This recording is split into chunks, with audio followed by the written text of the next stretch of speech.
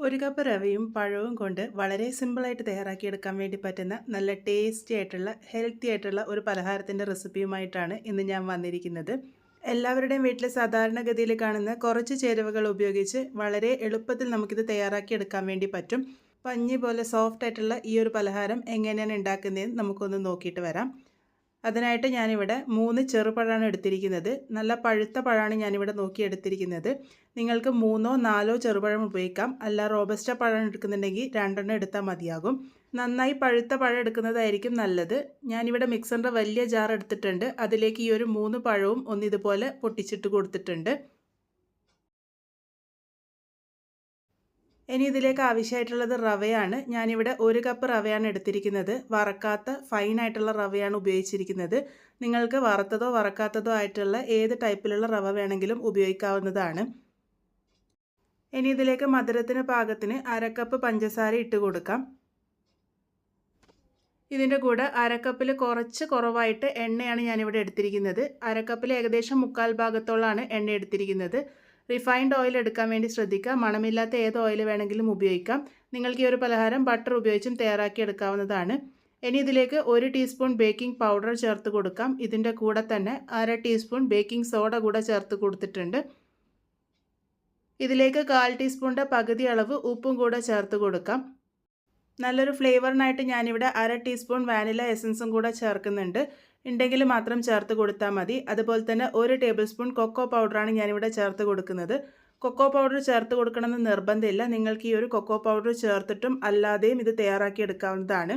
Cocoa പൗഡറും പഴവും മിക്സായിട്ട് വരുമ്പോൾ നല്ലൊരു രുചിയാണ്. അതുകൊണ്ടാണ് ഞാനിവിടെ ചേർത്ത് കൊടുത്തിരിക്കുന്നത്. അപ്പോൾ ഇത് കംപ്ലീറ്റ് ആയിട്ട് ഒഴിവാക്കിയാലും കുഴപ്പമൊന്നുമില്ല. ഇനി ഇതിലേക്ക് പാലാണ് ചേർത്ത് കൊടുക്കാൻ വേണ്ടി പോകുന്നത്. ഞാനിവിടെ 1/2 കപ്പ് പാലെടുത്തിട്ടുണ്ട്. പാല് റൂം ടെമ്പറേച്ചറിലായിരിക്കാൻ വേണ്ടി ശ്രദ്ധിക്കണം. തണുത്ത പാൽ ഉപയോഗിക്കാതിരിക്കുക. 1/2 കപ്പ് പാല് ഞാനിവിടെ മുഴുവനായിട്ടും തന്നെ ഒഴിച്ചു കൊടുത്തിട്ടുണ്ട്. എന്നിട്ട് നന്നായിട്ടൊന്ന് അരച്ചെടുത്തിട്ടുണ്ട്. ഈ ഒരു രീതിക്കാണ് നമ്മളുടെ കൂട്ട് ഇപ്പം ഇരിക്കുന്നത്. ഇതൊരല്പം കട്ടിയായിട്ടാണ് ഇരിക്കുന്നത്. അതുകൊണ്ട് തന്നെ പാലൊഴിച്ച് ഇതിൻ്റെ കൺസിസ്റ്റൻസി റെഡിയാക്കി എടുക്കാനുണ്ട്. ഞാനിവിടെ ഒന്ന് മിക്സ് ചെയ്ത് കാണിച്ചു തരാം. ഇതിപ്പോൾ നല്ല കട്ടിയായിട്ടാണ് ഇരിക്കുന്നത്. ഇതിലേക്ക് ഞാനിവിടെ ഒരു 1/4 കപ്പോളം പാൽ ഒഴിച്ചു കൊടുത്തിട്ടുണ്ട്. പാലെപ്പോഴും റൂം ടെമ്പറേച്ചറിലായിരിക്കാൻ വേണ്ടി ശ്രദ്ധിക്കണം. ഇനി ഇത് നന്നായിട്ട് ഇളക്കി യോജിപ്പിക്കാം. കൂട്ടിൻ്റെ കൺസിസ്റ്റൻസി ഞാൻ അവസാനം കാണിച്ചു തരാം. നിങ്ങൾ കൊക്കോ പൗഡർ ഉപയോഗിക്കുന്നില്ല എന്നുണ്ടെങ്കിൽ പാലിൻ്റെ അളവ് അതിനനുസരിച്ച് കുറച്ച് കുറയും. ഈ ഒരു രീതിക്ക് കൂട്ട് ഞാനിവിടെ തയ്യാറാക്കി എടുത്തിട്ടുണ്ട്. ഇതുപോലെയാണ് നമ്മളുടെ കൂട്ടിരിക്കേണ്ടത്. ഇനി ഇതൊരു 5 മിനിറ്റ് നേരത്തേക്ക് റെസ്റ്റ് ചെയ്യാൻ വേണ്ടി വയ്ക്കാം. റവ ആയതുകൊണ്ടാണ് നമ്മളിത് റെസ്റ്റ് ചെയ്യാൻ വേണ്ടി വയ്ക്കുന്നത്. അപ്പോൾ 5 മിനിറ്റ് ആകുമ്പോഴേക്കും റവ ഒരല്പം കട്ടിയായിട്ട് വരും. എന്നാൽ കൂട്ടിൻ്റെ കൺസിസ്റ്റൻസി കറക്റ്റ് പാകത്തിന് തന്നെ ആയതുകൊണ്ട് ഞാനിവിടെ പാലൊന്നും ചേർത്തിട്ടില്ല. അഥവാ നിങ്ങളുടെ കൂട്ട് നല്ല കട്ടിയായിട്ട് തോന്നുന്നുണ്ടെങ്കിൽ മാത്രം പാല് ചേർക്കുക. ഈ ഒരു രീതിക്കുള്ള കൂട്ടാണ് നമുക്ക് ആവശ്യമായിട്ടുള്ളത്. നമ്മുടെ ബാറ്റർ ഇവിടെ റെഡി ആയിട്ടുണ്ട്. ഇനി ഇതെങ്ങനെയാണ് തയ്യാറാക്കി എടുക്കുന്നതെന്ന് നോക്കാം. ഞാൻ ഇതുപോലത്തെ ഉണ്ണിയപ്പ ചട്ടിയാണ് എടുത്തിരിക്കുന്നത്.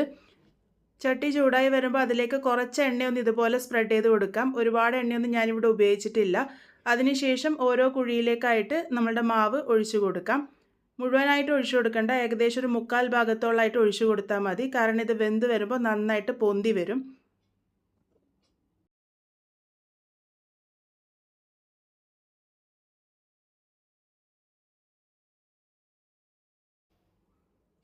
ഇതിപ്പോൾ ഞാൻ ഒഴിച്ചു കൊടുത്തിട്ടുണ്ട്. ഫ്ലെയിം ഏറ്റവും ലോയിൽ വെച്ചിട്ട് വേണം ഇത് കുക്ക് ചെയ്തെടുക്കാൻ വേണ്ടിയിട്ട്. നമുക്കിത് അടച്ച് വെച്ച് കൊടുക്കാം. അടച്ച് വെച്ച് കൊടുത്ത് ഏറ്റവും ലോ ഫ്ലെയിമിലാക്കിയിട്ട് ഒരു 5 മുതൽ 7 മിനിറ്റ് നേരത്തേക്കാണ് ഇത് കുക്ക് ചെയ്തെടുക്കേണ്ടത്. ഒരു 7 മിനിറ്റൊക്കെ ആകുമ്പോൾ ഒന്ന് തുറന്ന് നോക്കിക്കോളൂ. ആ ഒരു സമയമാകുമ്പോഴേക്കും ഒരു ഭാഗം നന്നായിട്ട് വെന്ത് വന്നിട്ടുണ്ടാകും.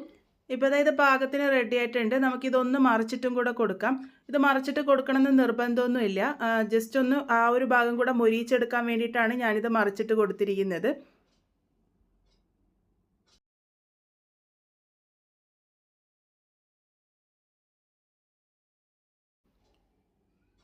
മറിച്ചിട്ട് കൊടുത്താൽ പിന്നെ ഒരുപാട് നേരം കുക്ക് ചെയ്യേണ്ട ആവശ്യമില്ല. ജസ്റ്റ് ഒന്ന് ആ ഒരു ഭാഗം ഫ്രൈ ആയി വന്നാൽ മാത്രം മതി.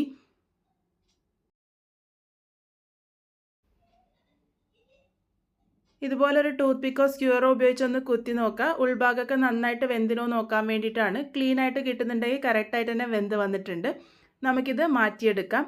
ഇതേപോലെയാണ് ഈ ഒരു പലഹാരം തയ്യാറാക്കി എടുത്തിരിക്കുന്നത്.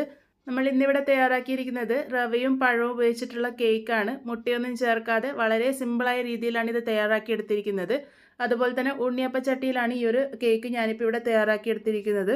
നിങ്ങൾക്ക് ഉണ്ണിയപ്പച്ചട്ടിയിലോ അല്ലാന്നുണ്ടെങ്കിൽ കേക്ക് ടിന്നിൽ വെച്ചിട്ടോ ഓവനിൽ വെച്ചിട്ടോ അല്ലാന്നുണ്ടെങ്കിൽ ഗ്യാസ് സ്റ്റോപ്പിൽ വെച്ചിട്ടോ ഇത് ബേക്ക് ചെയ്തിട്ടും എടുക്കാവുന്നതാണ്.